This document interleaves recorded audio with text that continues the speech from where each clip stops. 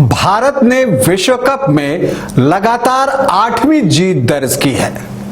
उसने दक्षिण अफ्रीका को भी कोलकाता के ईडन गार्डन्स में बड़े विशाल अंतर से पराजित किया।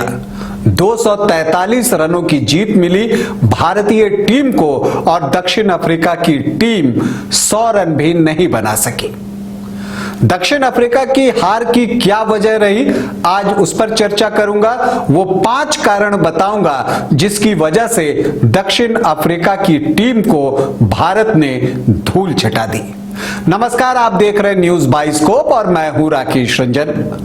भारत और दक्षिण अफ्रीका के बीच विश्व कप का महत्वपूर्ण मुकाबला कोलकाता के ईडन गार्डन्स पर हुआ और इस मुकाबले से पहले सभी को इस मुकाबले का इंतजार था, क्योंकि यह माना जा रहा था कि ये इस विश्व कप की सबसे बढ़िया बल्लेबाजी वाली टीम और सबसे बढ़िया गेंदबाजी वाली टीम के बीच मुकाबला है, मतलब दक्षिण अफ्रीका और भारत के बीच में। लेकिन भारत ने जिस तरह का प्रदर्शन किया उससे यह साबित होता है कि बात चाहे बल्लेबाजी की हो या गेंदबाजी की, बेस्ट तो वही है। अब हम बात कर लेते हैं दक्षिण अफ्रीका की टीम क्यों हारी, तो हम बारी बारी से इसकी चर्चा शुरू करते हैं। जो पहला कारण है वो है भारत की अच्छी शुरुआत। चाहे आप बल्लेबाजी की बात कर लीजिए, चाहे गेंदबाजी की बात कर लीजिए। बल्लेबाजी में जहां रोहित शर्मा और शुभमन गिल ने शानदार शुरुआत दी, तेज शुरुआत दी और 10 ओवर में 91 रन बना दिए सिर्फ 1 विकेट के नुकसान पर। रोहित शर्मा ने 24 गेंदों में 40 रनों की पारी खेली, तो एक अच्छी शुरुआत मिली और वहां से जो है दक्षिण अफ्रीका की टीम बैकफुट पर चली गई और उसका प्रयास हुआ कि वो रन चेक करे। दूसरी तरफ अगर हम गेंदबाजी की बात करें तो गेंदबाजी में भी भारत ने शानदार शुरुआत की और अपने पहले 10 ओवर में 35 रन देकर दक्षिण अफ्रीका के 3 विकेट ले लिए और दक्षिण अफ्रीका को पूरी तरह से मैच में बैकफुट पर ढकेल दिया। अब भारतीय जीत की दूसरी वजह अगर आप जानना चाहते हैं तो वो भी बता देता हूं, और वो है कोहली की विराट पारी। ये पिच पर रन बनाना इतना आसान नहीं था, खास करके मिडिल ओवर्स में जब स्पिनर्स गेम में आ चुके थे, गेंद थोड़ी ठहर के आ रही थी, स्पिन भी हो रही थी, तो रन बनाना इतना आसान नहीं था।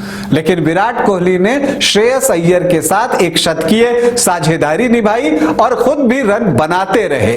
श्रेयस के आउट होने के बाद भी उन्होंने एक छोर संभाले रखा और अपना 49वां शतक जड़ा और सचिन तेंदुलकर के 49 शतकों के रिकॉर्ड की एक दिवसीय अंतर्राष्ट्रीय मैचों में बराबरी कर ली।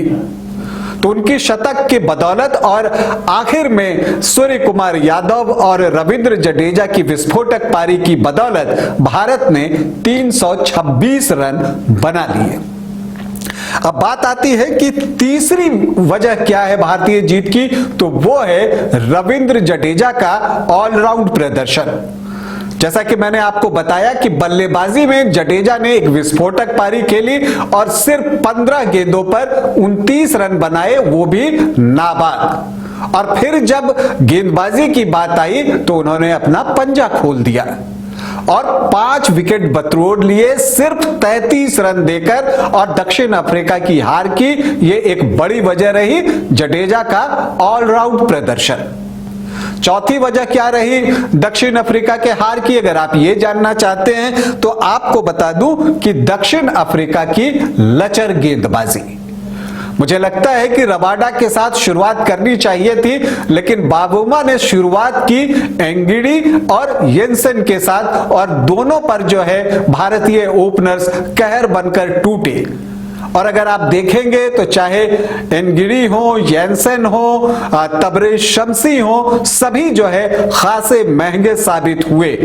अगर हम गेंदबाजी विश्लेषण देखें तो शम्सी ने 10 ओवर में 72 रन खर्च किए, येंसन ने 9 ओवर में 84 रन दिए, एनगिडी ने 9 ओवर में 90 से ज्यादा रन दिए। तो जो उनकी गेंदबाजी हुई वो बहुत लचर रही और इस वजह से भी भारतीय टीम जो है इतना बड़ा स्कोर खड़ा कर सकी 326 रनों का। उन्होंने जो है 21 वाइड गेंदें फेंकी, कुछ नो बॉल्स भी फेंके, तो लगभग 4 अतिरिक्त ओवर जो है उन्होंने भारतीय टीम को खेलने को दिए। तो भारतीय जीत की एक बड़ी वजह है दक्षिण अफ्रीकी गेंदबाजों की लचर गेंदबाजी। अब 5वीं वजह अगर आप जानना चाहें तो वो भी बता देता हूं, वो ये है कि दक्षिण अफ्रीका का फिर से दबाव में बिखर जाना।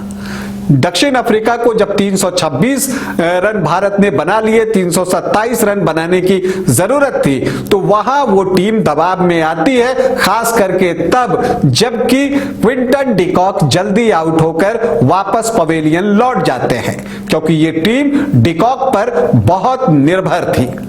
और फिर जब बाबूमा आउट होते हैं और मार्करम आउट होते हैं पहले ही 10 ओवरों में, तो दक्षिण अफ्रीका की टीम समर्पण कर देती है और देखते ही देखते उनकी पूरी टीम सिर्फ 83 रनों पर ढेर हो जाती है और भारतीय टीम यह मुकाबला 243 रनों से जीत लेती है। तो ये है वो 5 कारण जिसकी वजह से भारतीय टीम ने दक्षिण अफ्रीका को विश्व कप के महत्वपूर्ण मुकाबले में धूल चटा दी। आगे के लिए भारतीय क्रिकेट टीम को हमारी ढेरों शुभकामनाएं। अभी के लिए इतना ही, इजाजत दें, नमस्कार।